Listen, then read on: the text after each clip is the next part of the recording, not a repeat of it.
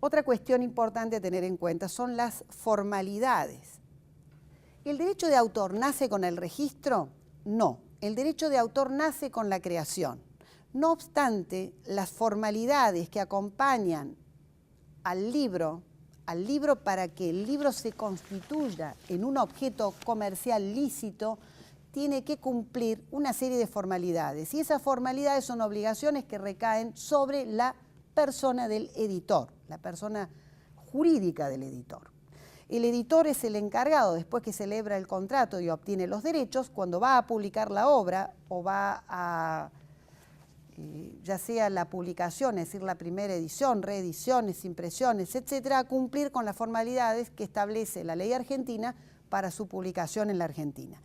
La primera formalidad es el registro, es decir, cumplir con las formalidades que establece la ley con el registro de la obra publicada. El registro de obra publicada es obligatorio en la Argentina.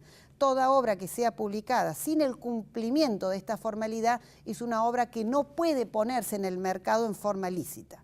Entonces la primera es el registro, cumplir con todo lo que dice el registro, y todo lo que dice la Cámara Argentina del Libro, que es el ente cooperador de la Dirección Nacional de Derecho de Autor, para las formalidades vinculadas con el libro, que es la catalogación en la fuente, el código de barra y fundamentalmente el ISBN, que es un código que identifica no a la obra, sino al soporte, o sea, al libro, cuando va a circular en un territorio determinado. Todos estos detalles del alcance de estas formalidades, tiempos, costos, etcétera, pueden acceder en el website de la Cámara Argentina del Libro. Cuando cliquean la solapa del ISBN o de formalidad está perfectamente explicitado, e incluso la mayoría de los trámites, excepto el depósito de ejemplares, se pueden hacer en línea.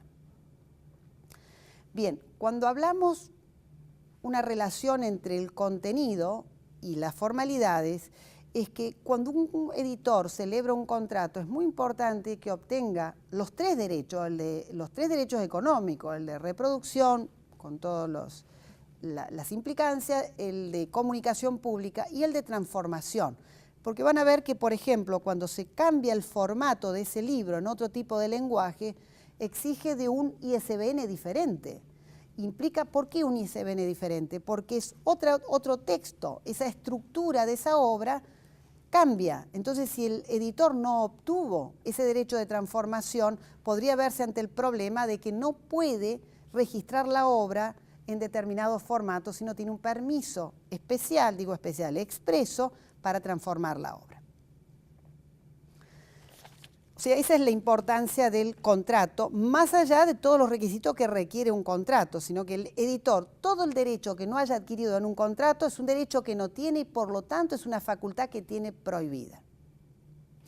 Cuando Google quiso digitalizar todo el acervo que tenían las bibliotecas, primero en Estados Unidos, después a nivel mundial, se encontró con un problema. ¿Pudo digitalizar todas las obras que estaban en el dominio público? Pues claro, porque el derecho de autor se agota, cuando se agota el plazo de protección y esas obras pasan al dominio público y el derecho de autor no existe más.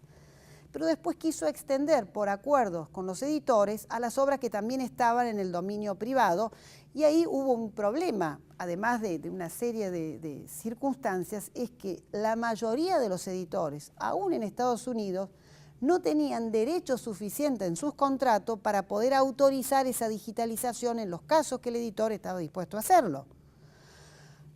Lo que sí podríamos decir a modo de corolario es que hay un antes y después de ese acuerdo con Google. ¿Por qué? Porque esto está marcando una nueva era. No podemos pensar el mundo de la edición sin pensar en Internet y sin pensar la implicancia que tiene el derecho de autor en Internet.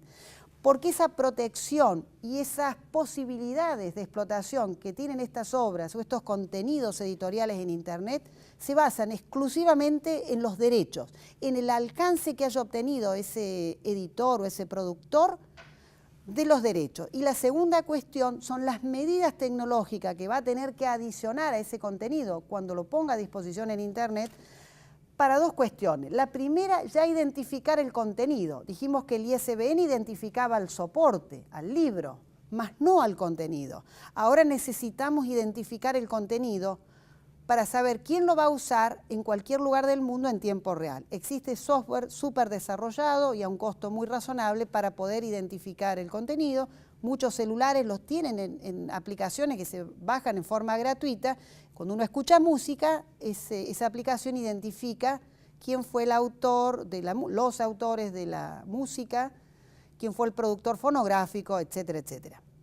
Entonces, es muy importante tener estos identificadores, estas medidas tecnológicas que no son visibles para el público que accede a la obra, pero son muy importantes por la información que le van a producir al editor.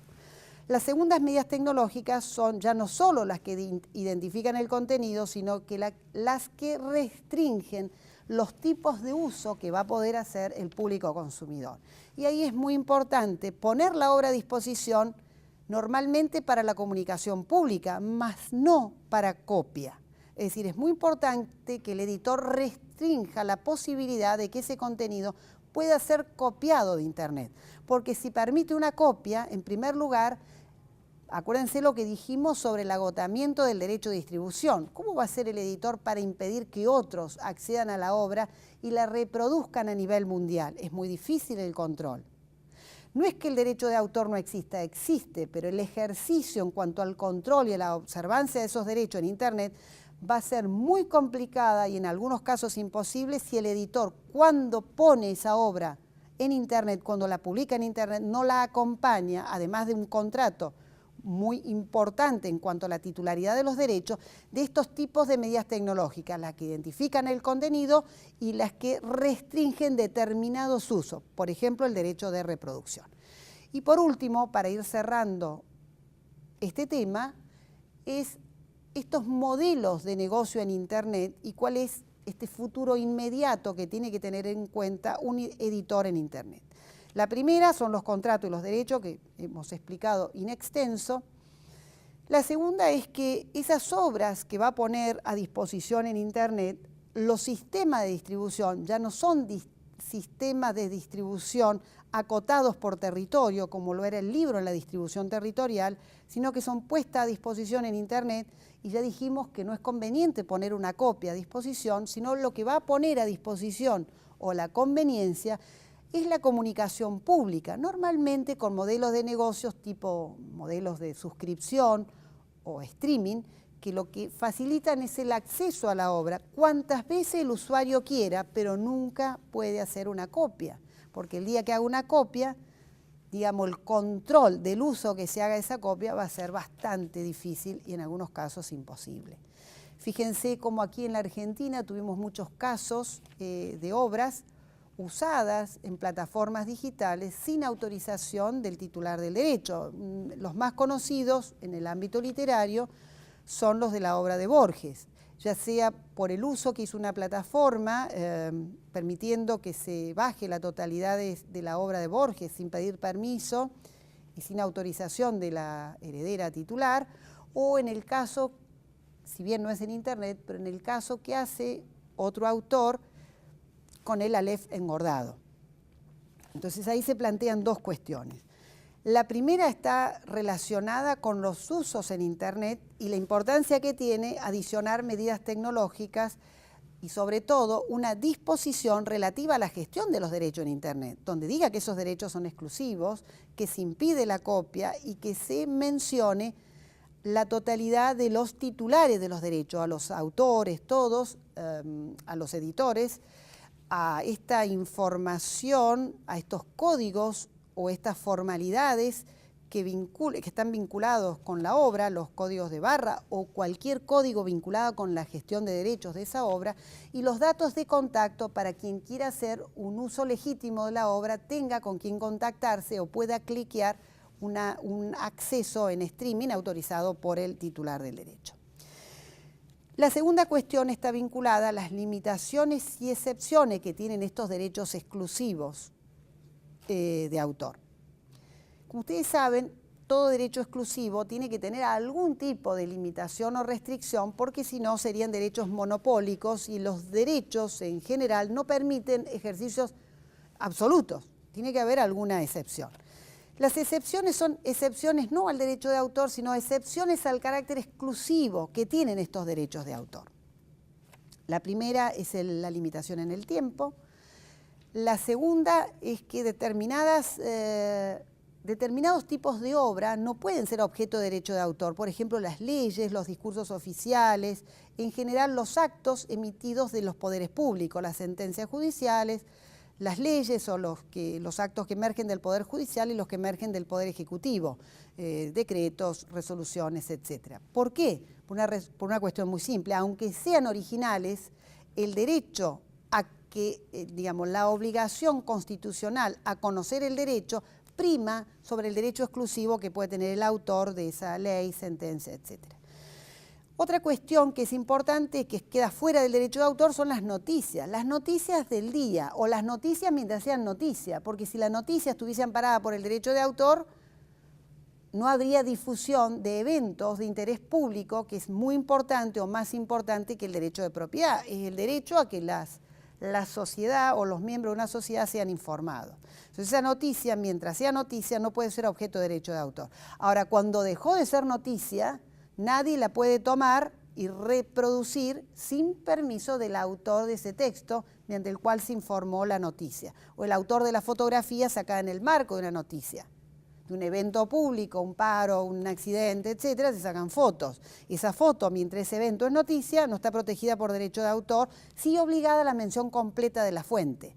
Ahora, luego que esa noticia dejó de ser noticia, ese material no puede ser utilizado sin permiso de los titulares de derecho. Otra limitación o excepción importante es el derecho de cita. El derecho de cita es la posibilidad de usar un fragmento de obra ajena en una obra propia. ¿Se puede? Bueno, depende. En el derecho argentino se puede usar el derecho de cita, pero es la única ley que contiene una restricción de tipo cuantitativo. Solo se pueden usar hasta 1000 palabras en los textos literarios y hasta 8 compases en las obras musicales. Ahora, ¿qué pasa con las obras visuales, audiovisuales, de software, etcétera? Si decimos que el derecho de autor es un derecho exclusivo de autorizar o prohibir y la excepción no está contenida en la ley, ergo, otro uso fuera de los que están mencionados por la ley como permitidos, están prohibidos. Uno de los usos que están prohibidos en la Argentina es la parodia. La parodia, en casi todo el mundo, es una excepción al derecho de autor porque está amparado en un principio de rango constitucional que es la libertad de expresión. En los países anglosajones la libertad de expresión es un pilar del sistema republicano y por lo tanto no puede contener ninguna restricción. En la Argentina la parodia está protegida por el derecho de autor, por lo tanto si yo parodio una obra protegida por derecho de autor, o la imagen, que bien la imagen personal no está amparada por derecho de autor, pero sí está amparada por la Constitución y por el Código Civil, cometo una violación, que es lo que pasó en el caso del Aleph engordado. Y ahí plantea una cuestión que realmente hay que revisarla. Porque, a ver, si nosotros restringimos e impedimos una libertad expresiva, como puede ser la parodia, en realidad estamos restringiendo la capacidad expresiva que pueden tener los artistas o los creativos. Personalmente yo creo que la Argentina debe adoptar el criterio en materia de limitaciones y excepciones que contienen todos los tratados internacionales en la materia, que se conoce como la prueba de los 3 pasos o del triple test, y que dice que en principio cualquier obra protegida por el derecho de autor puede ser usada libremente en la medida que se trate de casos especiales, o sea, no generales, no generalizados, que no causen un perjuicio injustificado al titular del derecho, ni compita o afecte con la explotación normal de la obra. Entonces, si hay una mención, en el caso este del Aleph engordado, si hubiese sido un caso internacional, me parece a mí que podría haber resultado amparado por esta regla de los 3 pasos, pues no competía con la obra de Borges, no generaba una confusión porque el Aleph es realmente una obra muy conocida, incluso conocida a nivel mundial. Borges jugaba con el lenguaje, tanto que el Aleph es una creación, es una palabra que no existía. Él la crea para demostrar que en realidad el lenguaje es de uso colectivo, no podemos apropiarnos del lenguaje. Y tercero, no creo que cause un perjuicio ilegítimo al titular del derecho porque está claramente diferenciado, es decir, nadie que le interese la obra de Borges va a confundir una con la otra.